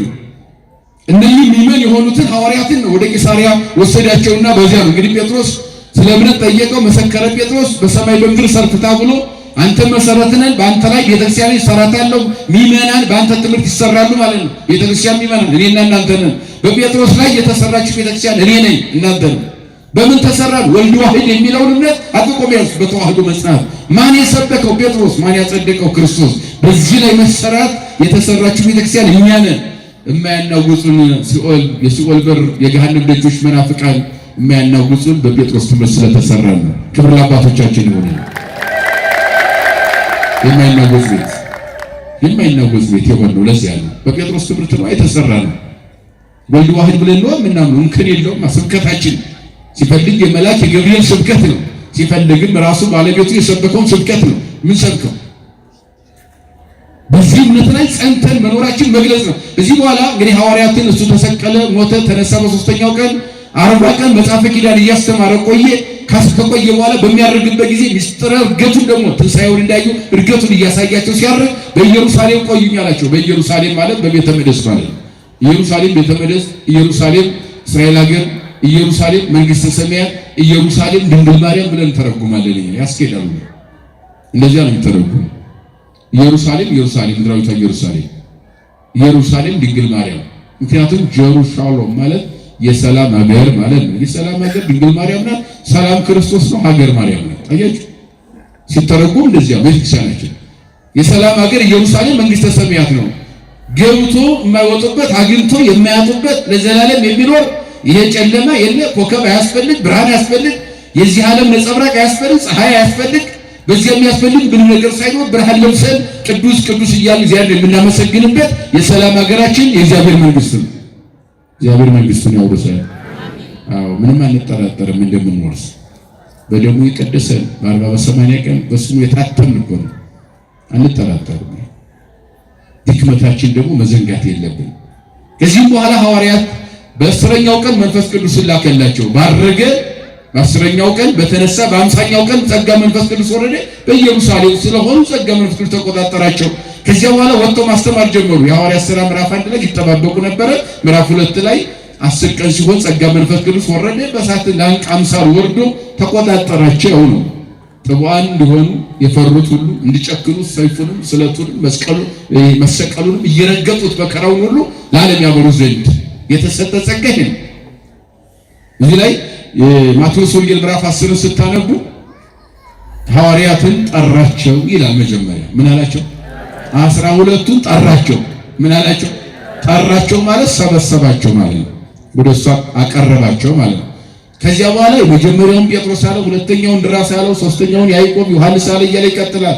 12ቱንም በስም ጠራቸው ይላል። ደግሞ አቀረባቸውና በስም ጠራቸው፣ በእያንዳንዱ ሰየማቸው ይላል። በሶስተኛ ደረጃ ይህን መጽሐፍ ቅዱስ ሐሳብ ስታነቡት ስልጣን ሰጣቸው ይላል። ወሃቦሙ ስልጣን ምን ሰጣቸው? መጀመሪያ ሰበሰባቸው፣ ቀጥሎ ምን አደረጋቸው? በስም ጠራቸው። ጴጥሮስ እንድርያስ ከሰበሰባቸው በኋላ በእያንዳንዱ ስም ጠራቸው። 12ቱን ከጠራቸው በኋላ ምን ሰጣቸው? ስልጣን። እኔ እቺ ነው የፈለኳት አሁን ለትምህርታችን መዝጊያውም መነሻው መድረሻዎች ነው። ምን ሰጣቸው? ስልጣን። እሺ ምንድን ነው የሰጠው ስልጣን? እስኪ ለካህናት የተሰጠው ስልጣን ምንድን ነው? ማሰር፣ መፍታት። ጥሩ ይህ ብቻ ነው በቃ? አዎ ወንጌል መስበክ ጥሩ ነው። መቀደስ ማቁረብ ጥሩ ነው። ይሁላችሁ ስልጣን ማለት መጽሐፍ ቅዱስ መስፈርቱን አስቀምጦታል። የማንንም መስፈርት አያስፈልገንም። አዲስ ሕግ ማርቃቂም አያስፈልግም። አዲስ ሕግ ማብራሪያ ሰጭም አያስፈልግም። ስልጣን ሰጠ፣ ጠራቸው፣ ሰበሰባቸው፣ በስም ጠራቸው፣ ስልጣን ሰጣቸው ካለ በኋላ ስልጣኑ ሲዘረዝረው ምን አለ? ድውይ ፈውሱ። እስኪ በሉ ለምጽ አንጹ፣ ዕውር አብሩ፣ ሙት አስነሱ። ስልጣን ይሄ ነው። አያችሁ? በቃ ይሄ ነው ስልጣን። ካህን ስልጣኑ ይሄ የተሰጠው ስልጣን እየተጠቀምንበት ሆነ ወይ እሱ የኛ ጉዳይ ነው የሚሆነው፣ ግን የተሰጠው ስልጣን ይሄ። አሁን እኛ በተለይ በዚህ ዘመን ያለው ስልጣን የምንለው በጣም ሰማይ የሚያክል ወንበር አስነጥፈን እዚያ ላይ መቀመጥ፣ ያ ወንበሩ አልተነጠፈ ዲያቆን ማባረር፣ እንደዚህ ማድረግ ለምን ይሄን አልተደረገም፣ ሰማይ የሚያክል መስቀል ይዘን መታየት፣ ፎቶ መነሳት፣ ይሄ ነው ስልጣን የምንለው። እሱ ስልጣን አይደለም። ስልጣን አይደለም። ስልጣን ድውይ መፈወስ ነው። የተጨነቁ ምዕመናንን ከህመማቸው ሰይጣንን አጋንንትን ቀጥቅጦ ማጥፋት ነው። ስልጣን ይሄ ነው። አያችሁ? ስልጣን ድውይ መፈወስ፣ ለምጽ ማንጻት ስንል ለምጻሙን ማንጻት ነው። ወደ ቀድሞ ማንነቱ መመለስ ነው። ዕውር ማብራት ስንል አያችሁ? በደረቅ ግንባር በልሙጥ ግንባር ላይ አይን ፈጥሮ አሳይቷል። እሱ አብርቶ በጭቃ ቀብቶ ማለት ነው። ይህንን አድርጉ ሁሉ ታደርጋላችሁ፣ ያደረኩት እንዲያውም የበለጠ ታደርጋላችሁ ገለማኑ ምን በሉ። ስለዚህ እምነት ጎሎናል ማለት ነው። የጎደለን ብዙ ነገር አለ ማለት ነው። አንዱንም መስራት አቅቶናል፣ ተስኖናል። በይነምን ትስእነ አውጽኦቶ ብሎ ሐዋርያት ጠይቀዋል። ባንዶት ይሄን ድውይ ፈውሱ፣ ለምጽ አንጹ፣ ዕውር አብሩ፣ ሙት አስነሱ አላቸው። በኋላ ሞከሩ። ሂደው በሰፈር ሄዱና አንጣ አሉት። አንዱ ድውይ አንጣ እንፈውሰዋለን ተሰጥቶን የለም። ሲሞክሩት አይወጣም፣ ሰይጣኑ አይወጣም፣ ናቃቸው። ከዚያ ምን አሉ? ወደ ክርስቶስ ሄዱና ስልጣን ሰጥተናል ነበር ድውይ ፈውሱ ብለህ አጋንንት አንቀጥቅጡ ብለህ ሰጥተናል ነበር። በይነምን ትስእነ አውጽኦቶ፣ ለምንድን ነው ማውጣት የተሳነን ብለው ጠየቁት። አይ ሰጥቻችሁ ነበረ፣ ስለ እምነታችሁ ጉድለት ግን እምቢ አላችሁ። ስለ ምናችሁ? አዎ እሱ እንጂ ይሄ ዲያቆን ቄስ መቅጠር ማዘዋወር ምናምን እሱ ስልጣን አይደለም። እኔ ጌታ እሱ ምንድን ነው አልከኝ? ህንፃ መገንባት ምናምን፣ እሱ ትምህርት ቤት መገንባት ምናምን፣ እሱ ድጋፍ ሰጭ ስራ ነው የሚባለው። ምንድን ነው የሚባለው? ድጋፍ ሰጭ ስራ ነው። ድጋፍ የሚሰጠን አንዳንድ የሚያስፈልጉ ነገሮች ማሟያ ማለት ነው እንጂ ለሰማያዊ ነገር ምንም ጥቅም የለውም። እውነቱን ለመናገር ማለት ነው። ህንፃ 40 ህንፃ ገነባ አልገነባ እግዚአብሔር እሱ አጀንዳው አይደለም። አጀንዳው ወንጌል ነው። አጀንዳው ድውይ መፈወስ፣ ለምጽ ማንጻት፣ ዕውር ማብራት፣ ሙት ማስነሳት ነው። ይሄንን ዋናውን ነገር መዘንጋት አያስፈልግም። ይሄ ስለተዘነጋ ሽባ ሆነናል። በእውነቱ ሁሉም ስለ አይታችኋል። ስለ ሳንቲም ነው ምንጮ አይደል? ታውሩ የለ እንደ ትውልዱ ጠቅላላ ታውረናል እኮ። ከሳንቲሞች እኮ አይታየንም። እንደ ሳንቲሙ ክርስቶስን ብናየው ግን ዓለም በእኛ ቁጥጥር ስር ነበረች። ዓለም የሚጫወትብን እኛ ራሳችን የዓለም ባሪያ ሆነን ነው። አያችሁ? የዓለም ገዥ ሆነን ባሪያ ሆነን። ባሪያ ማን ያደረገን? ራሳችን። እሱማ ገዥ አድርጎናል። ክብርና ምስጋና ለስሙ ይሁን። ገዥ ላይ ያደረገን ወተሰይምዮሙ መላእክተ ለኩሉ ምድር እኮ ነው ያለው። ለምድር ሁሉ ገዥ ታደርጋቸዋለሽ። ስለ አባቶች ፈንታ ልጆች ተተኩልሽ ተወለዱልሽ አለና የምድር ሁሉ ገዥ ታደርጓቸው። አንድ ካህን እኮ ምድርና ሰማይ ነው የሚገዛው። ሚመን የሰማችሁ ነው። ምን ይሄ እኮ የቀበሌ መሪ በሉት የእንትን በሉት የሀገር መሪ በሉት እኮ የሚመራው እኮ በስጋ ነው አይደል? ከሞትካ ይገዛል። በነፍስ በስጋ የሚገዛው ቄሱ ነው። ስለዚህ አንድ ሀገር መሪ አንድ ቄስ ይበልጣል። 4 ነጥብ ልናወዳድረው ለውድድር አይቀርብም። ምክንያቱም እነሱ ምድራዊ ናቸው፣ ስጋን ይገዛሉ። በቃ ስጋ ካለፈ በኋላ እነሱ ምንም ጥቅም የላቸው፣ ምንም ያደርጉት ነገር መፍትሄም የላቸው።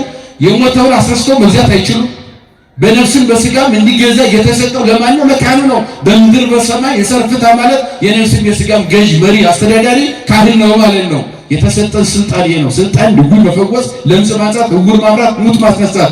ማን አድርጎ አሳየን? ጴጥሮስና ያዕቆብ በ9 ሰዓት ጸሎት ለማድረግ ወደ ምኩራብ ሄዱ ይለናል የሐዋርያት ሥራ 4 ቅድም መነሻችን።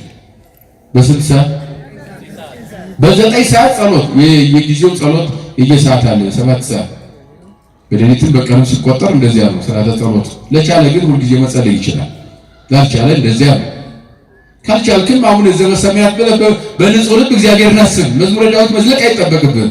እውነታው ያ ሰርተህ መብላት ተምረህ መኖር ስላለብህ ላይመች ይችላል።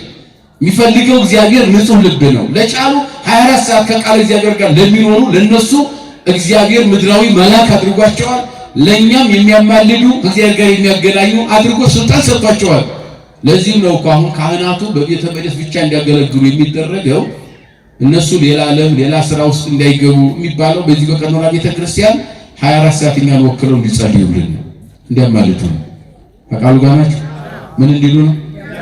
አዎ ግን እኛ አስራት በኩራት አናወጣም፣ አስራቱን አናውቀውም፣ በኩራቱን አናውቀውም። ባዞ ቀዳሚያት ምንድነው ተርጉመን እኛም አናስተምርም። ስለዚህ አናስተምርም። ትክክለኛውን የወንጌል ትምህርት በብሉይ በኪዳን በሐዲስ ኪዳን ክርስቶስ ያስተማረውን እውነት ትተነው የምናጨበጭበው ያልተጻፈ ሙዳየ ምጽዋት ነው የምናወራው።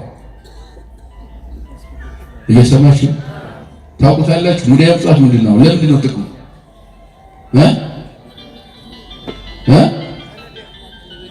አይ ሙዳየ ምጽዋት ለምን መሰላችሁ? ምጽዋት ነው አይደል? አይደል? ጧሪ ቀባሪ ለሌላቸው፣ አሳዳጊ ለሌላቸው፣ ሜዳ ላይ የወደቁ ህፃናት ማሳደጊያ ነው፣ ማስተማሪያ ማሳደጊያ ነው እንጂ እሱ የካህን ደሞዝ አይደለም፣ የትርሲም ገንዘብ አይደለም። እውነታውን ግን ምንድነው ከተባለ አስራት በኩራት ቀዳሚያት ይባላል። ይሄን ልንገራችሁ፣ ግዴታችን ስላልተወጣ እኛ ለማኝ እናንተ ተለማኝ። አያችሁ እንዴ? እኛ እኮ እናንተን መለመን አይጠበቅብንም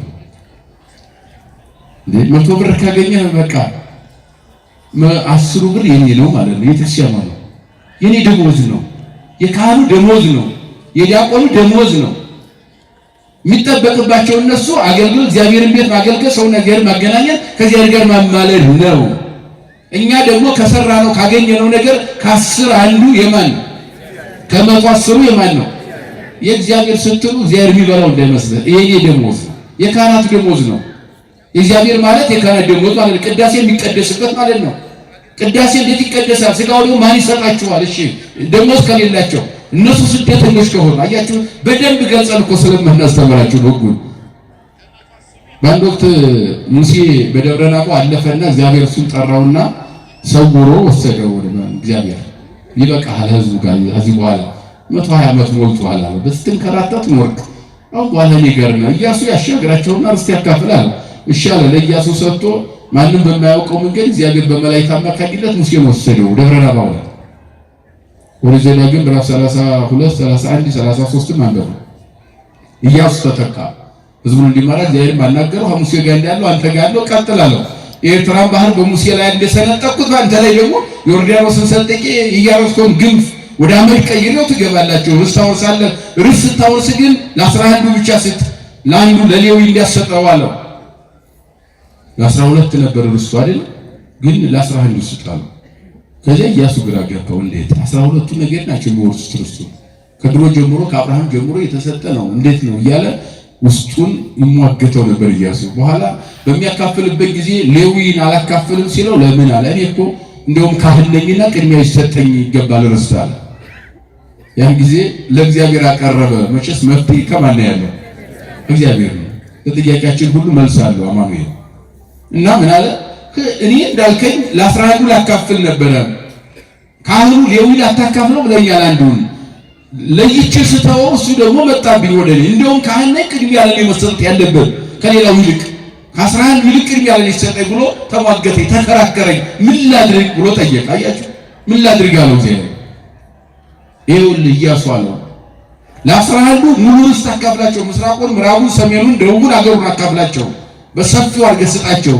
ለዚህ ለሌዊ ግን ሙሉ ርስት እንዲያታካፍለው የምሰጠው በሴሎ በመገናኛው ድንኳን አጠገብ አንደኛ ቤት የሚሰራበት ትንሽ ቦታ ለቤት ያክል የሚበቃውን፣ ሁለተኛ መንጋውን የሚያሰማራበት ብቻ ስጠው አለው።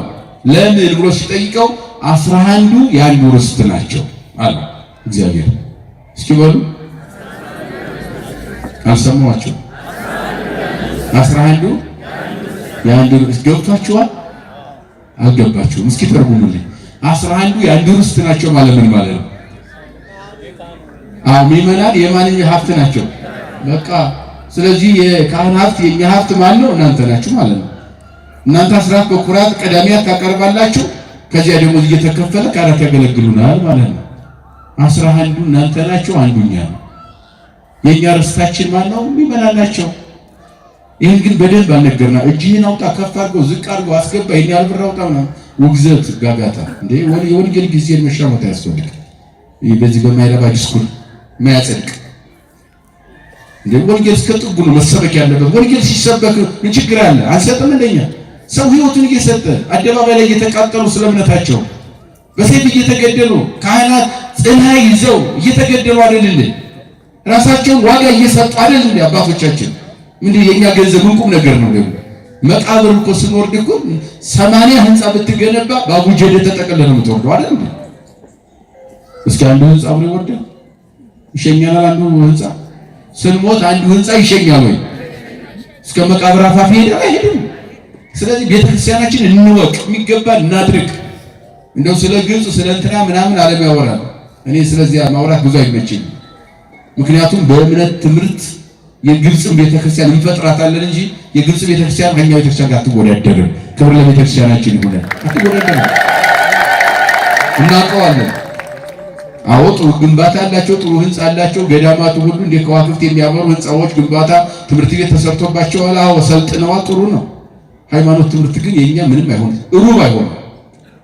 ሩብ የኢትዮጵያ ቤተክርስቲያን መንግስተ ሰማያትን በምድር ላይ የምታሳይ ኢዮር ራማ ኤረር ያሉ መላእክት የሚዘምሩትን ዝማሬ፣ ጸናጽል፣ ከበሮ፣ መቋሚያ አዋህዳ ሳይጋጩ ሳይጣረስ አንድ ድምጽ ሆነው ልብን መስጦ ሰማይ የሰውን የሚመና ልቦና የምትማርክና ሰማይን የምታሳይ ብቸኛዋ ቤተክርስቲያን ናት። ብቸኛዋ ናት። እንደዚያ ነው። ያንን ከፍ ይህን ዝቅ የሚያደርጉትን አትቀበሏቸውስ ስለምናውቅ የት አለ እንደው ራሱን የቻለ ዜማ እንኳን እኮ የለውም። ሌላው ዓለም ኦርቶዶክስ ናቸው እኛ ጋር ይመሳሰላሉ። አዎ ግን ምልክት የሌለው ዜማ ነው የሚጮሁት። ከዚያ ከወገኖቻችን ዜማ አይለይም። አይታችኋል? ዜማው አይደል ከእነኛው ጋር ነው ዜማው። ያው ኦርቶዶክስ መሆናቸው እንጂ ዜማቸው እነኛ ጋር ነው። የእኛን ዜማ ቢማሩ ያዋጣቸው ነበር። ግን እኛ የሰውን አፋቂ ነን እንጂ የእኛን አንሰጥ።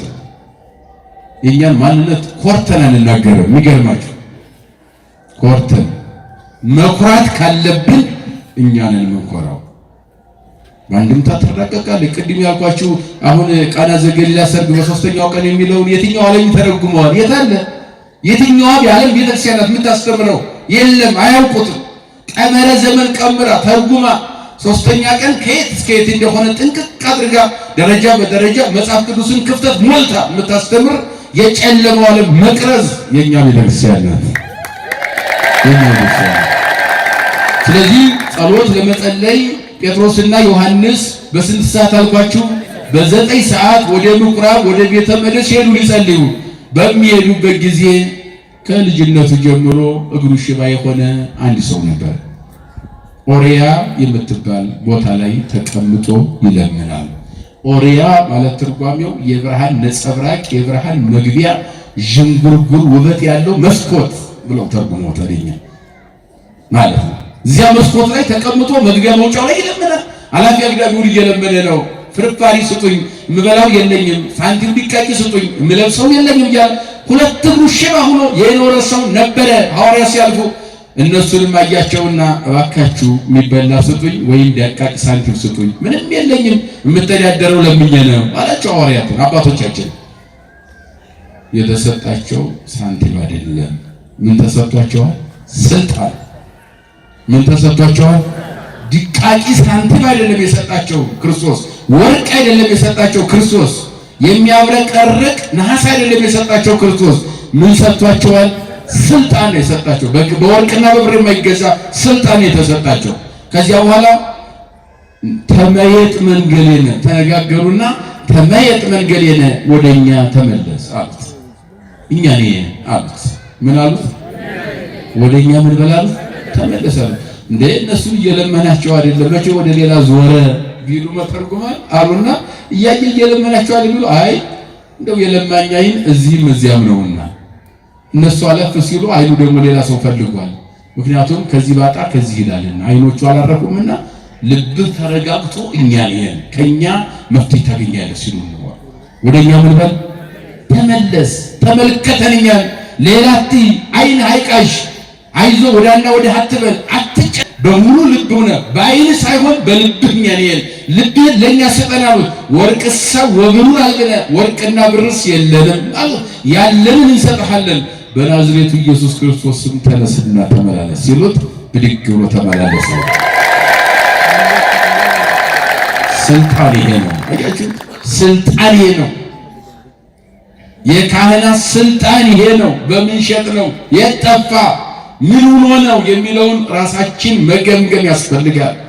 ችግር ከኛ ያለ ማለት ነው። እንደ ሐዋርያት ለምን ተሳነን ይህንን ማውጣት?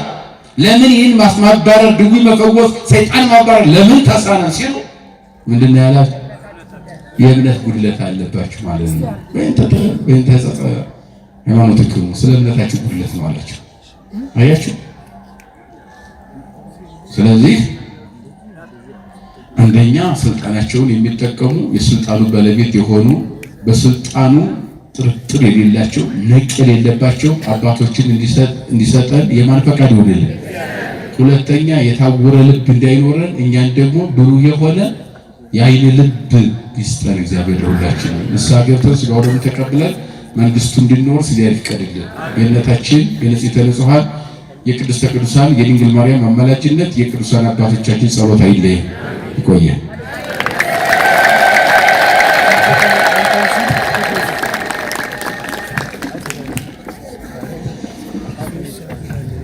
ስለ ቃሉ የአምላካችን የእግዚአብሔር ስሙ የተመሰገነ ይሁን። አመስግኑት። ተመየጥ መንገሌከ በሚል ርዕስ በሐዋርያት ሥራ ምዕራፍ 3 ከቁጥር 4 ላይ ተነስተው ወደ እኛ ተመለስ ወይም ተመልከት በሚል ተነስተው ሰፋ ባለው መምህራችን አስተምረናል። በእውነት ለመምህራችን ለሊቀ ሊቃውንት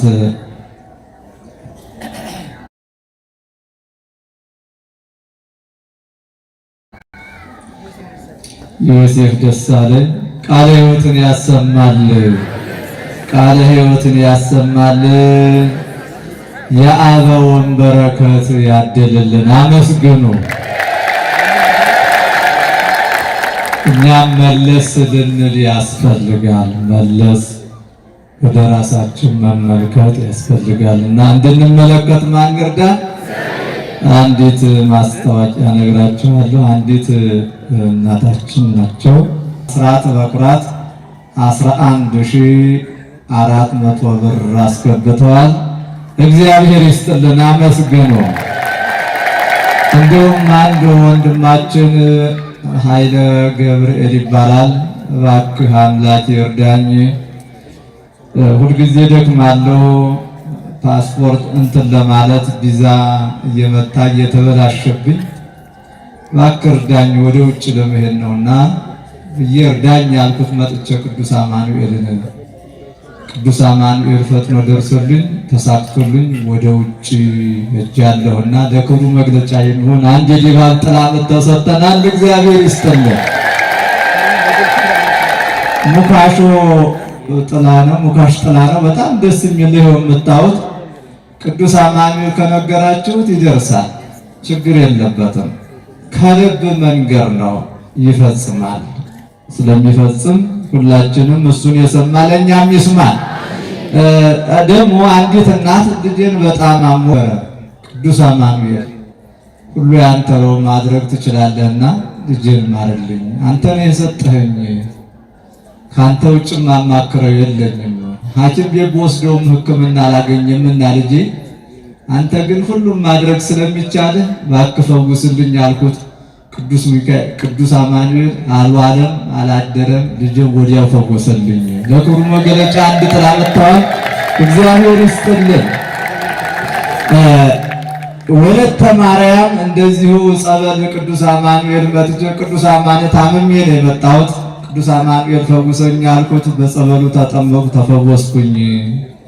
በእውነት ይሄ ነው። ጸበሉን መጣችሁ ተፈወሱ። ጸበሉ ፍቱን ነው። እግዚአብሔር አምላክ አንድ ድባብ ጥላ ገቢ አድርገዋል። እሳቸውን እንደሰማኛንም ይስማ።